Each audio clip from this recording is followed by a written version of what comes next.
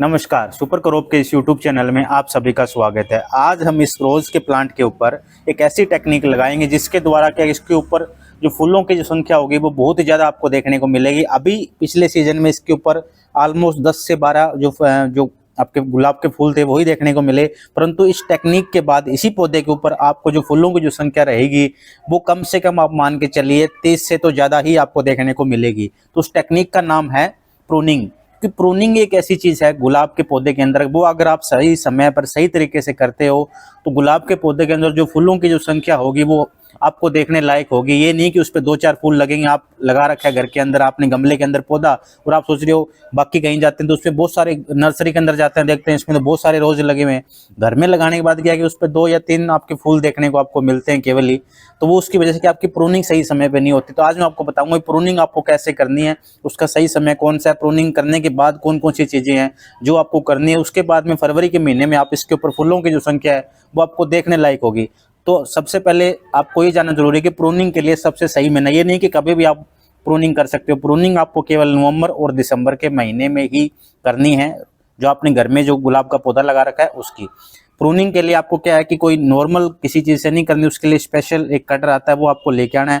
उसके द्वारा क्या कि आपको प्रूनिंग करनी है। प्रूनिंग है वो बिल्कुल आपको हैवी प्रूनिंग है वो आपको करनी है। हैवी प्रूनिंग में आपका क्या रहेगा तरीका मैं आपको बताता हूँ कि जो भी जैसे आपकी मेन ब्रांच दिख रही है इन सबको क्या है कि आपको यहाँ से कट कर देना है। इन सब ब्रांच को आप क्या है कट कर दोगे बिल्कुल। इनको आपको 45 डिग्री के जो एंगल है उसके ऊपर आपको इसको बिल्कुल कट करना है सभी ब्रांच को। उसके बाद में इस मेन ब्रांच को आपने यहाँ से कट कर दिया, इसको आपको यहाँ से कट करोगे। उसके बाद में ये जो ब्रांच नहीं निकल रही इसको भी हम कट करेंगे यहाँ से। इसको आप यहाँ से बिल्कुल कट कर दोगे और उसके बाद में इसको भी कट करोगे, इसको भी कट करोगे। इसको जब आपने पूरा कट कर दिया, अब इसकी क्या है कि प्रॉपर तरीके से प्रूनिंग हो चुकी है।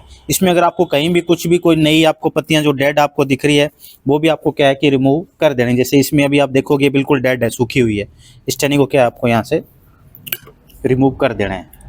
उसके साथ साथ ही आपकी पूरी प्रूनिंग इसकी हो चुकी है।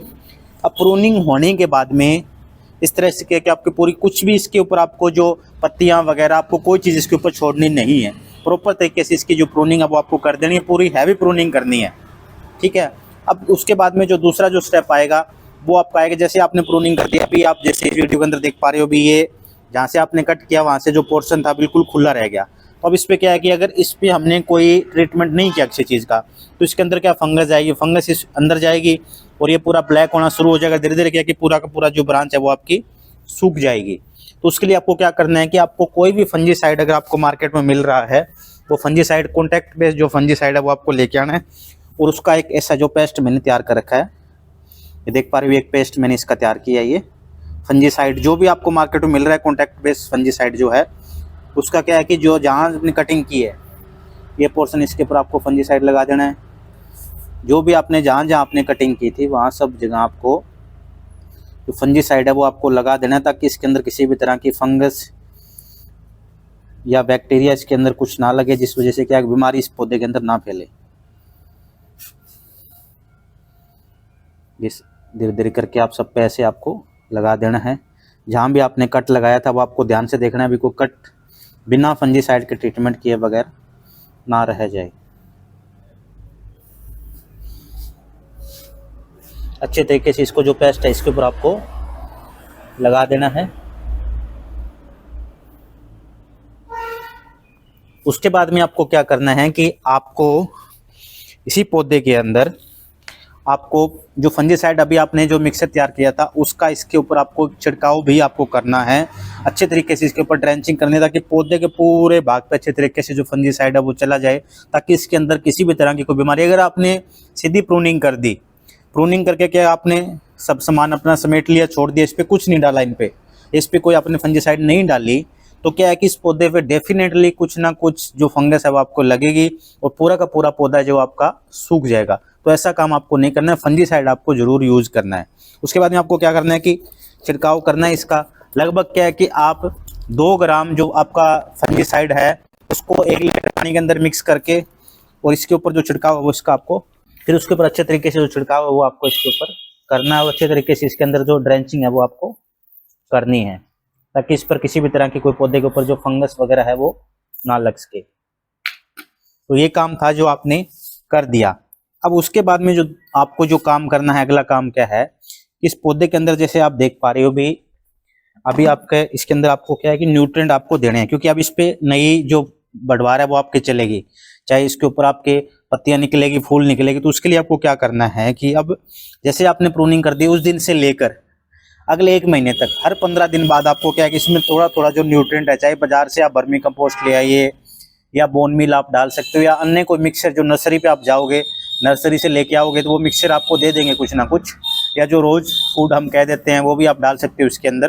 तो वो आपको इसके अंदर डालना कैसे है कि ये जो आपकी बाउंड्री दिख रही है पूरी, इस पौधे को इस तरीके से, ये आपको मिट्टी सारी यहाँ से जो देख रहे हो पूरी जो उठा के इसके अंदर जो आपका क्या न्यूट्रिएंट आपको डाल देना है, फिर मिट्टी इसके ऊपर चढ़ा देनी है। और जो दूसरा जो काम आपको क्या करना है कि उसके साथ साथ जब इसके अंदर आप न्यूट्रिएंट डाल दो, यहाँ न्यूट्रिएंट डालने के बाद क्या है कि मिट्टी जो आपको ये दिख रही है, ये नीचे की जो मिट्टी है, ये मिट्टी इस पौधे के पास में आपको यहाँ लगा देनी है, ताकि पानी साइड में ही रहे इस पौधे के। इस तरह देख पा रहे हो भी आप, इसके अंदर जो आपको ये मिट्टी है वो आपको इस तरीके से लगा देनी है। और ये जो भाग रहेगा इसमें आपको जब खाद डाल के उसके ऊपर फिर आपको क्या है कि इसको मिट्टी इसके ऊपर डाल देनी है। ये जो काम है वो आपको 3 बार करना है, यानी 15-15 दिन के आप क्या कोई 45 दिन आपके हो गए। आज आपने कटिंग करी, इससे अगले 45 दिन में ये 3 बार आपने इसके अंदर खाद डाल दी।